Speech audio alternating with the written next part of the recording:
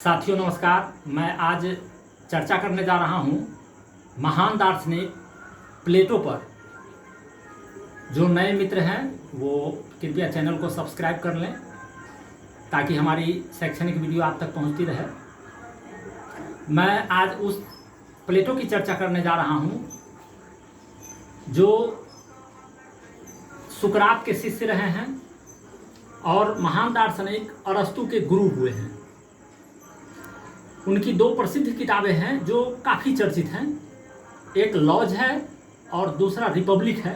उन्होंने किताबें तो और भी लिखी हैं लेकिन ये दो किताब इतने प्रसिद्ध हैं। उन्होंने जिस कोचिंग को चलाया, उनके जो शैक्षणिक संस्थान थे, उनका नाम उन्होंने एकेडमी रखा था। और यह बात सबके नज़र में है कि वो एकेडमी आज कॉमन नाउन बन चुकी है। एकेडमी शब्द का मतलब शैक्षणिक संस्थान होता है। तो आज हम इस बात पर विमर्श करेंगे कि उन्होंने क्या कुछ लिखा अपने किताबों में जो हमारे लिए लाभकारी है या सोसाइटी के लिए लाभकारी है, या कोई राष्ट्र यदि उस पर अमल करता है तो उसका क्या लाभ मिल सकता है। तो मैं चर्चा करूंगा कि उनकी जो किताब रिपब्लिक है, उस रिपब्लिक में उन्होंने प्रजातंत्र का ऑपरेशन किया है, जिसे हम लोग लोकतंत्र कहते हैं। हालांकि आज हम लोग लोकतंत्र बचाने के लिए काम कर रहे हैं, वो अलग बात है, लेकिन ये शैक्षणिक बात है इसलिए बताना जरूरी है।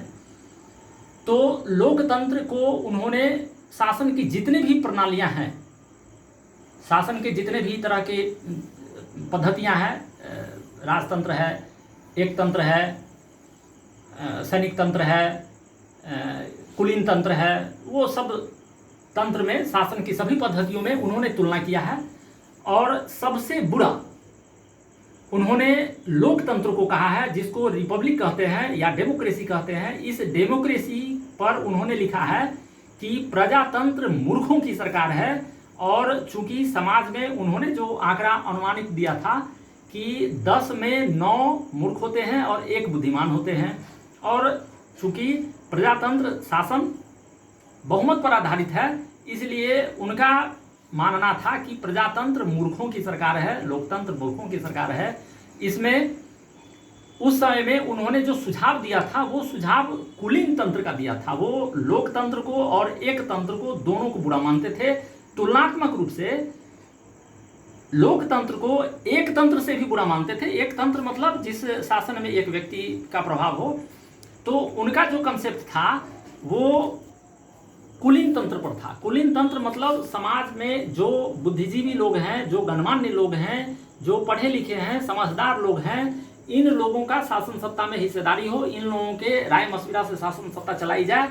तो उनका जो यह कंसेप्ट था कुलीन तंत्र का, उनका मानना था कि एक तंत्र तानाशाह हो जाता है और लोकतंत्र दिशाहीन हो जाता है। और उन्होंने, चूंकि शासन में अपनी कुछ खुद बुराइयां होती है, शासन हमेशा व्यक्ति के सभी अपेक्षाओं पर खरा नहीं उतर सकता, इसलिए शासन कोई भी हो वो जनता के नज़र में थोड़ा सा जनता को लगता है कि ये क्रूर शासन है, ये वो है। तो उसमें है कि कुलीन तंत्र, जिसमें 100% लोगों को मताधिकार न होकर ये उसे कुलीन तंत्र उन्होंने कहा है। तो कुलीन तंत्र, अरिस्टोक्रेसी, उन्होंने इसके लिए अच्छा शब्द दिया है कि कोई भी देश अरिस्टोक्रेसी से का सिस्टम अपनाए तो वो देश ज़्यादा विकास करेगा, ज़्यादा आगे बढ़ेगा, ज़्यादा लोक कल्याणकारी होगा।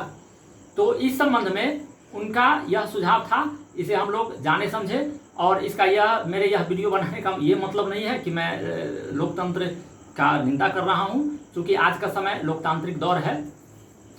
और इसमें उनकी एक शैक्षणिक सलाह है कि चाहे मौजूदा प्रणाली में जिस तरह का जो सिस्टम हो, उनकी जो एक सुझाव है, उस सुझाव को यदि कोई भी सरकारें मान ले और उस पर काम करे तो दावे के साथ कहा जा सकता है कि देश से बेरोजगारी की समस्या बिल्कुल खत्म हो जाएगी। उनका जो कंसेप्ट था वो बेरोजगारी दूर करने के लिए इतना बेहतर कंसेप्ट था कि उस कंसेप्ट में उन्होंने समझाया था।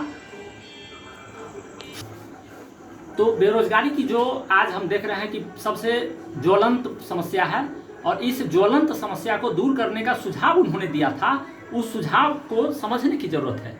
उनका जो कंसेप्ट था बेरोजगारी दूर करने का, उसमें उन्होंने सलाह दिया था कि किसी भी राज्य को अपने देश की जो सभी लोग हैं उनके बच्चों का एक सार्वजनिक रूप से शिक्षा होनी चाहिए। उसमें चाहे वो अधिकारी के बच्चे हों या गरीब के बच्चे हों, बच्चा राष्ट्र की संपत्ति है और बच्चे के साथ किसी तरह का कोई भेदभाव नहीं, सभी बच्चों को एक तरह की शिक्षा मिलनी चाहिए।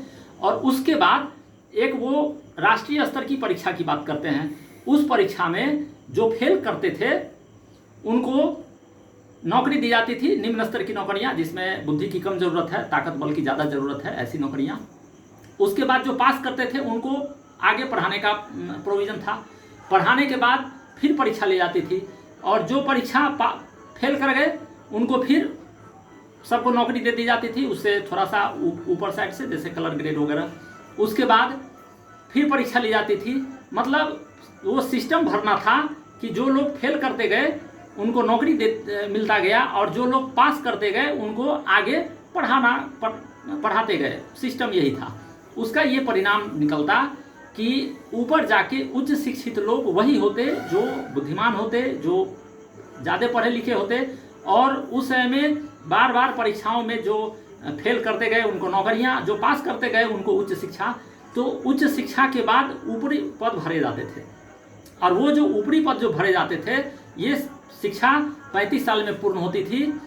और उसमें उन्होंने 5 साल का जो समय दिया है लोगों का अध्ययन करने के लिए कि जाके स्लम बस्तियों में, गरीबों के बीच, हॉस्पिटल में, इधर उधर जा कर के ये गरीब दुखी लोग इन लोगों का अनुभव करे, अध्ययन करे, देखे करीब से। उसके बाद वो लोग दार्शनिक बनते थे और जो दार्शनिक बनते थे तब उन लोगों को उच्च पदों पर, जैसे न्यायपालिका और ब्यूरोक्रेसी में इधर उधर जो पद दिया जाता था वो उच्च शिक्षा प्राप्त करने के बाद दिया जाता था। तो इस तंत्र में उन्होंने इस तरह के शासन को उन्होंने दार्शनिकों का शासन बताया था, मतलब विद्वानों का शासन। तो इस तरह के शासन को उन्होंने शासन की सभी पद्धतियों में सबसे श्रेष्ठ बताया था। धन्यवाद, आपने ध्यान से सुना इसके।